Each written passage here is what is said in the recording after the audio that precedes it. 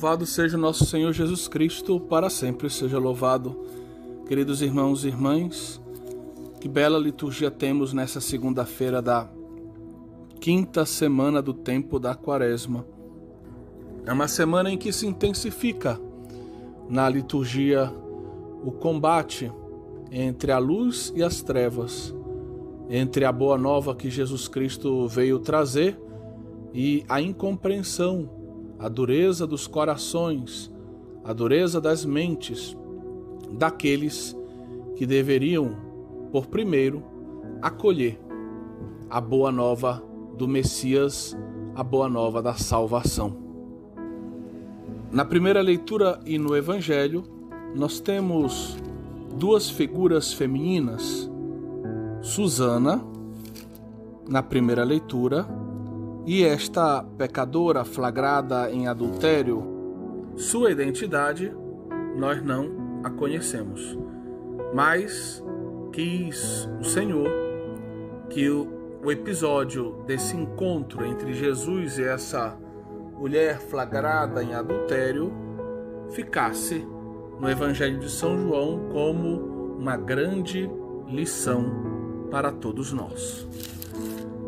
No longo texto da primeira leitura, tirado da profecia de Daniel, nós vemos que Susana está casada com Joaquim. Eles são um casal que busca viver a palavra de Deus, são justos. Ela também é apresentada como dotada de grande beleza e como sendo uma mulher temente a Deus. Susana vai experimentar fortemente a misericórdia de Deus no meio desta situação de injustiça que quase a leva à morte. Vejam que a história é construída de uma forma a deixar claro a pecaminosidade que habitava no coração destes dois homens que deveriam ser modelos de israelitas, esses dois anciãos que deveriam ser homens de sabedoria, a quem tinha sido confiado, por assim dizer, ou confiada a tarefa de ajudar a governar os israelitas que estavam no exílio. Esses homens provavelmente foram se deixando conduzir pelo orgulho, pelas paixões, pelas vaidades. Todos, diz o texto, que tinham algum problema, alguma questão, se dirigiam a eles, diz o versículo 6 da primeira leitura de hoje. E eles costumavam frequentar, e até demasiadamente, a casa de Joaquim e de Susana. E vejam que, num ato contrário a toda a gratidão que eles deveriam nutrir por esse casal, eles acabam não só se apaixonando por Susana, mas, de acordo entre eles, eles começam a buscar uma oportunidade para se apossar do amor de Susana, colocá-la numa situação em que ela se veja obrigada a se entregar aos dois. Esse plano maligno mostra como estava o coração desses dois homens, corações que estavam muito distantes de Deus, corações que tinham feito uma opção pelo pecado, pela maldade, corações que estavam obstinados no erro. Até que certo dia uma oportunidade se apresenta. Estando muito quente, fazendo muito calor, a Susana pede que as suas servas busquem o necessário para o seu banho e ela se vê sozinha. E os dois então aproveitam a oportunidade, tentam, por assim dizer, chantageá-la. Ou ela se entrega a eles, ou eles a acusam de adultério.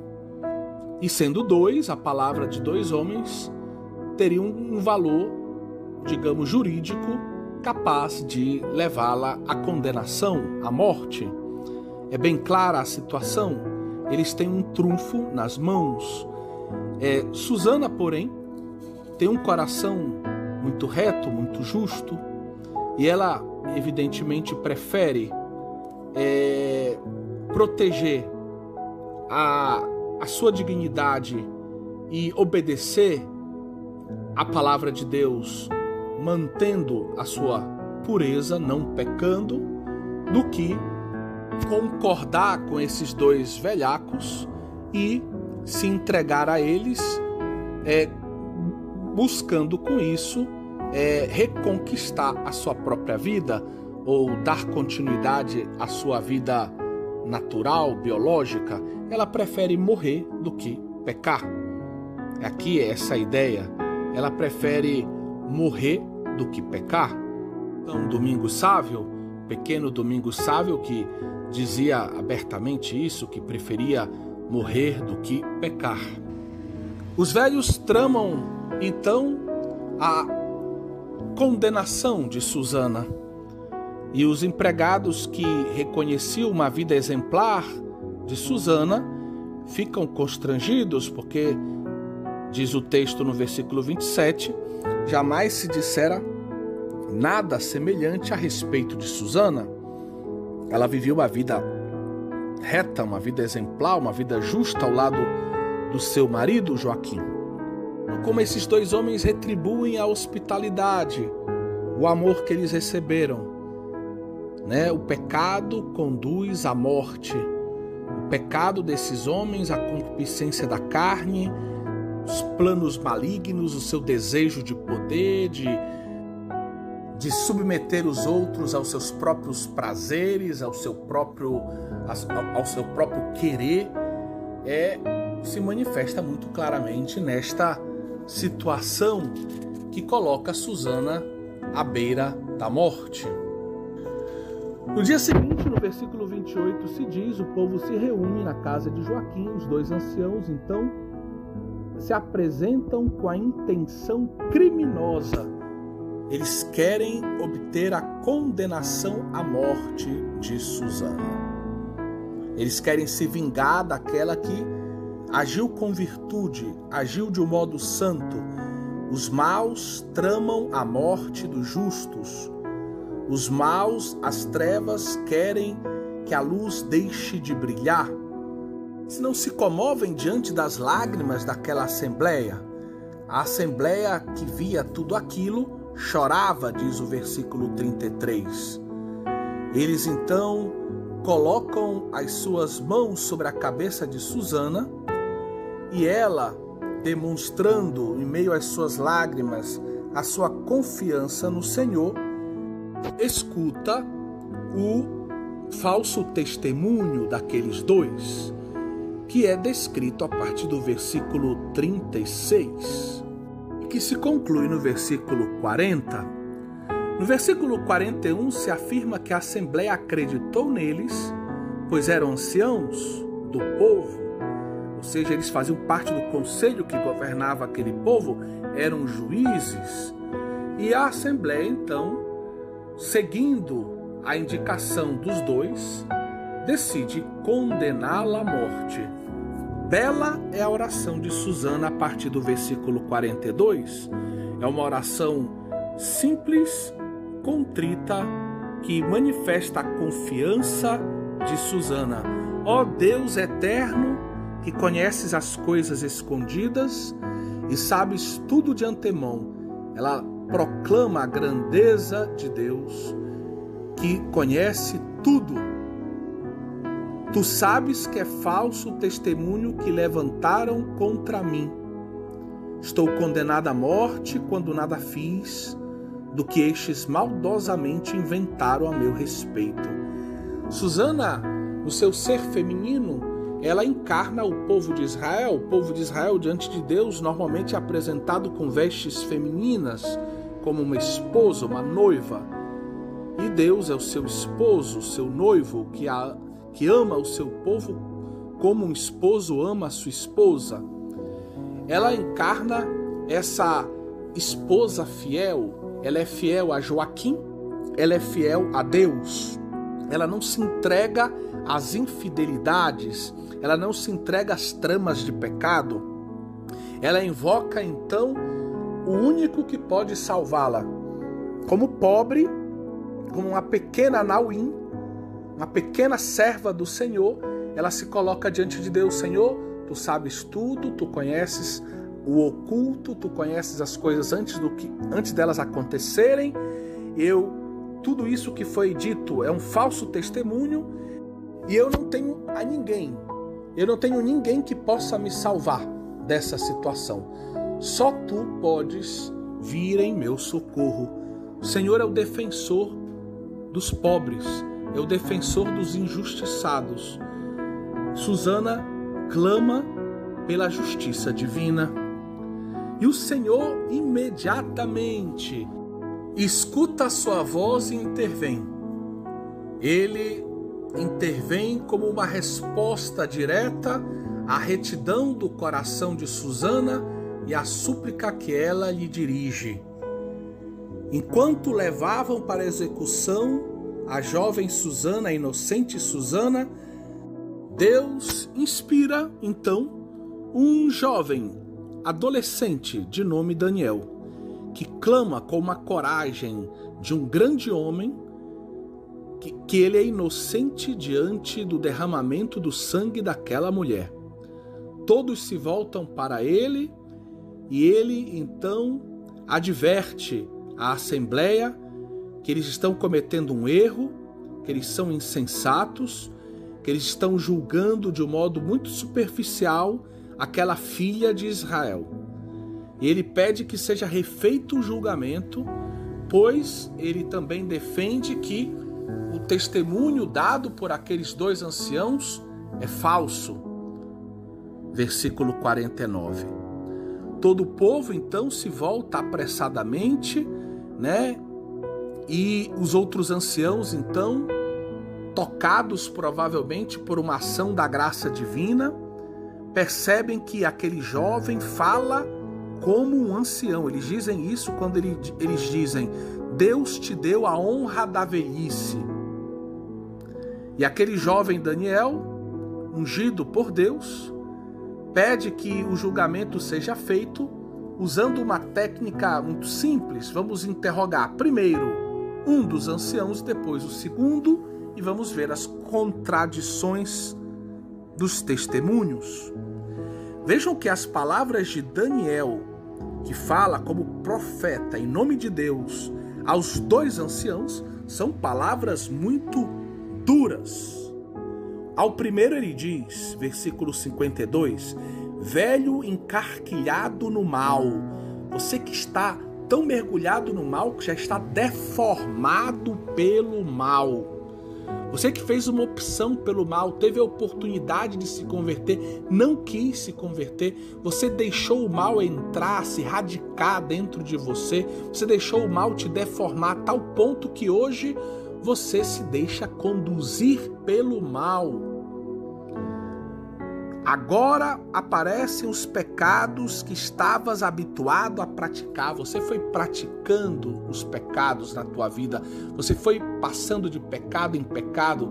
Esse homem vivia uma vida não sob o senhorio do Senhor, mas uma vida diabólica, uma vida conduzida pelo diabo, pelo demônio, uma vida de pecado, uma vida de maldade, uma vida que é, na verdade, a antítese da vida que um homem de Deus deve levar. Mas ele tinha a aparência de um bom israelita. Ele era, na verdade, um homem que usava a aparência da justiça para proteger toda a sua injustiça, toda a sua maldade, toda a sua iniquidade. E ele jogava com isso. Seu coração é pérfido. Ele, de certa forma, já está vivendo um pequeno inferno dentro dele. Ele fez opções radicais pelo mal. Por isso, Deus fala de um modo muito duro com esse homem, e esse homem vai receber o preço, vai receber o castigo devido aos seus pecados, a morte. Esse homem, então, dá testemunho de que ela e o seu suposto amante estavam sob uma aroeira. E Daniel então replica dizendo: mentiste com perfeição. Você é um perito em mentiras. Você é alguém que se acostumou a mentir com descaramento, com perfeição. Mas eis que o anjo do Senhor está pronto, a sentença do Senhor está pronta e você vai ser rachado ao meio, vai ser dura a sentença contra ti. Da mesma forma, o outro ancião é tratado como raça de Canaã, 56, versículo 56, e não de Judá. A beleza fascinou-te, a paixão perverteu teu coração. Era assim que procedias com as filhas de Israel, ou seja, ele já tinha feito essas coisas com outras mulheres. Era um homem que se deixava conduzir pelas paixões, se entregava aos pecados carnais. Mas uma filha de Judá não se submeterá a essa iniquidade. Agora, dize-me, debaixo de que árvore os surpreendeste juntos? A resposta é uma azinheira. A diferença entre as duas árvores é gritante, não dava para confundi-las. E Daniel retruca. Também tu mentiste com perfeição. Você também é um homem acostumado à mentira, ao pecado.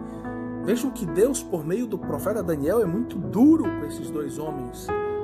Porque eles estão obstinados no pecado, não reconhecem seu pecado, não querem se converter, não querem usufruir da misericórdia de Deus. É como se fosse um pecado contra o Espírito Santo e eles não aceitam a misericórdia de Deus. Eles estão endurecidos, encarquilhados no pecado. Livrai-nos, Deus, de tal estado espiritual.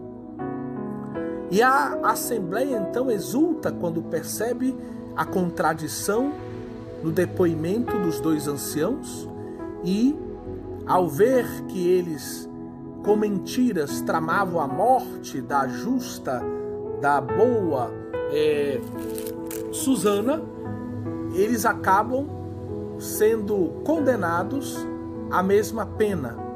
Ela se vê livre da condenação e eles são mortos por causa dos seus pecados. O Salmo responsorial nos faz justamente ter a mesma atitude de Susana, que reza lá nos versículos 42 e 43. Devemos confiar no Senhor, não importa a situação, mesmo que tudo pareça um grande vale tenebroso. Mesmo que eu passe pelo vale tenebroso, nenhum mal eu temerei, pois estás comigo. Tu és o meu guardião, tu és o meu protetor, tu és aquele que me ama. Como um bom pastor me conduzes pelos prados e campinas verdejantes, me leva a descansar, providencias as águas repousantes e restaura as minhas forças, me guias por um caminho seguro, né?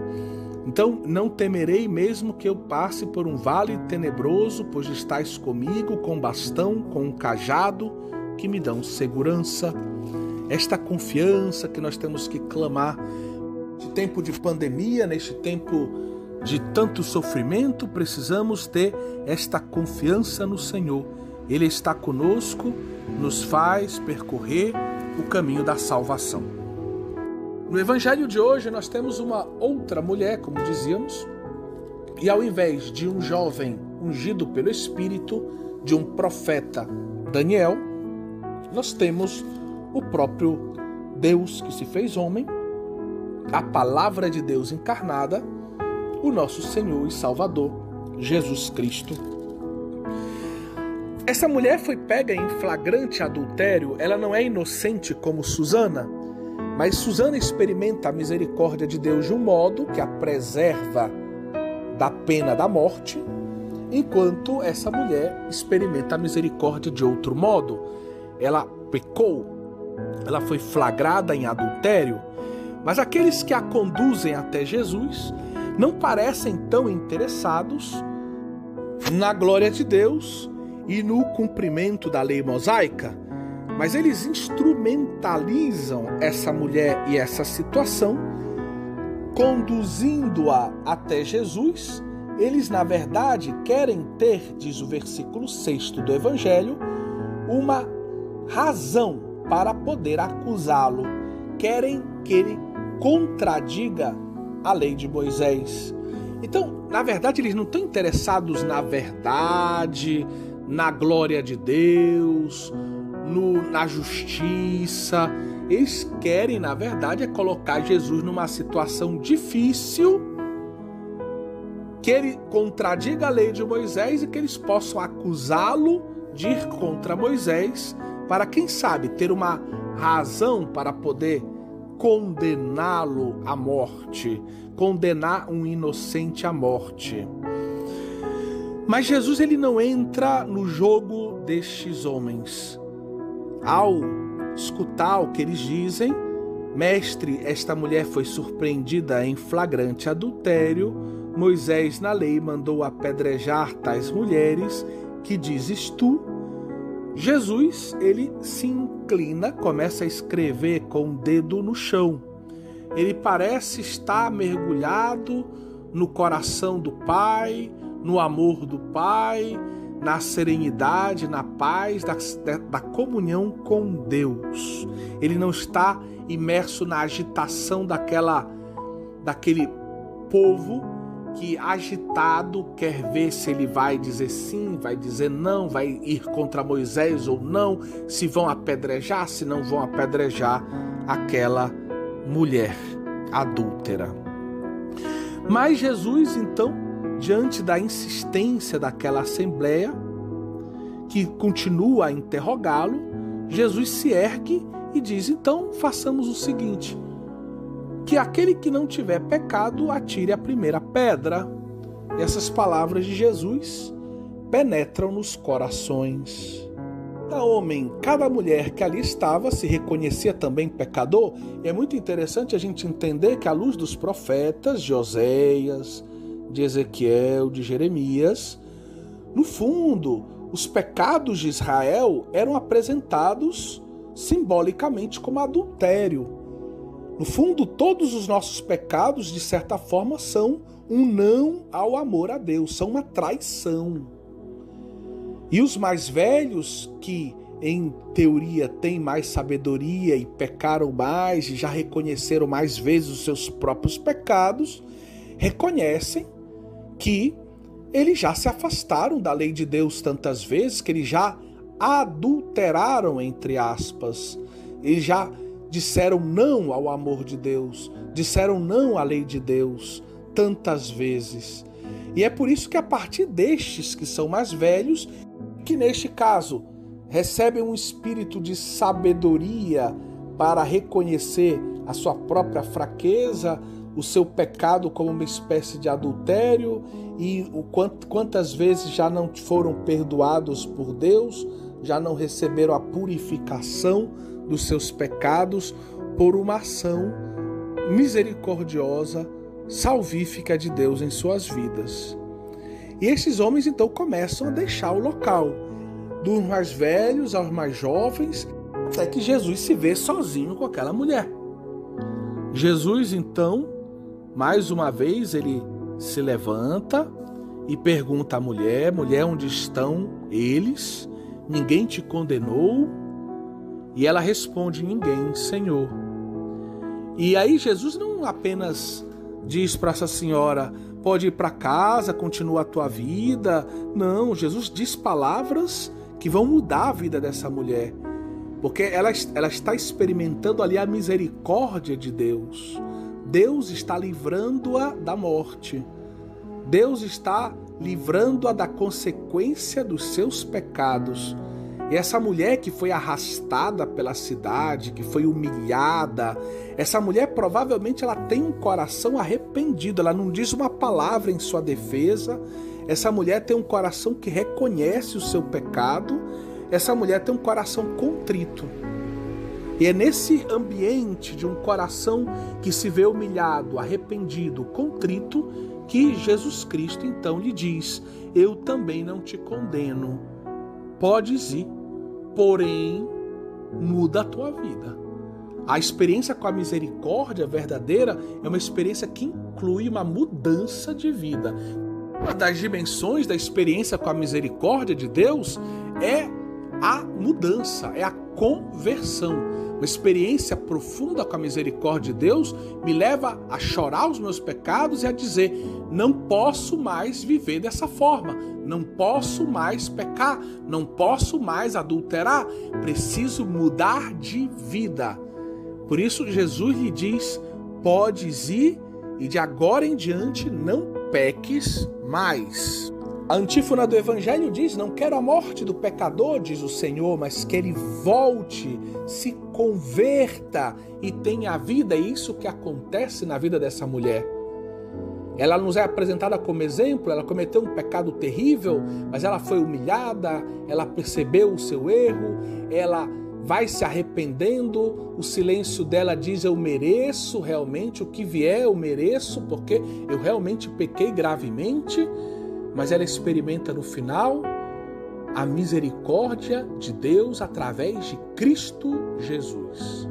O esposo está diante da esposa adúltera e o esposo, mais uma vez, age com misericórdia, convidando a esposa a voltar à vida, ou seja, ressuscitar, mas voltar a uma vida nova. Uma vida nova, diferente. Ressuscitar significa viver uma vida nova, diferente, uma vida santa, uma vida onde o pecado não tem mais lugar. Vejam a diferença do modo com qual Jesus trata essa mulher. Ele trata com ternura, ele trata com misericórdia, porque ele vê um coração humilhado, um coração que está contrito, um coração que está arrependido. Então ele oferece o remédio, a salvação, uma vida nova. Uma vida onde o pecado não pode mais ter a última palavra, não pode mais orientar essa existência. Enquanto o Daniel é muito duro com aqueles dois anciãos, porque eles estavam obstinados pelo pecado. Eles estavam mergulhados no pecado, eles estavam endurecidos, encarquilhados, eles fizeram uma opção radical pelo pecado, não havia lugar no coração deles para arrependimento, para uma mudança de vida, então eles recebem o preço, a paga dos seus pecados. A morte vem então como a consequência dos seus pecados. O pecado leva à morte, a misericórdia leva a uma vida nova, ressurrecta, uma vida santa, uma vida que passa pelo processo do esvaziamento e de uma nova orientação. Uma vida convertida, uma vida reorientada para Deus. Que Nossa Senhora, neste dia, nos ajude a reconhecer que nós somos esses pecadores miseráveis, adúlteros, que pecamos contra o Senhor, contra o próximo, contra nós mesmos, mas estamos diante do Cristo e nele podemos obter a misericórdia. Que nós reconheçamos o nosso pecado, que nós nos arrependamos dele, que nós, pela humilhação do nosso pecado, formulemos, pela graça de Deus, em nossos corações, o firme propósito de nos converter, o firme propósito de não pecar mais, o firme propósito de preferir morrer do que pecar. Nossa Senhora de Nazaré e São Domingos Sávio, rogai por nós.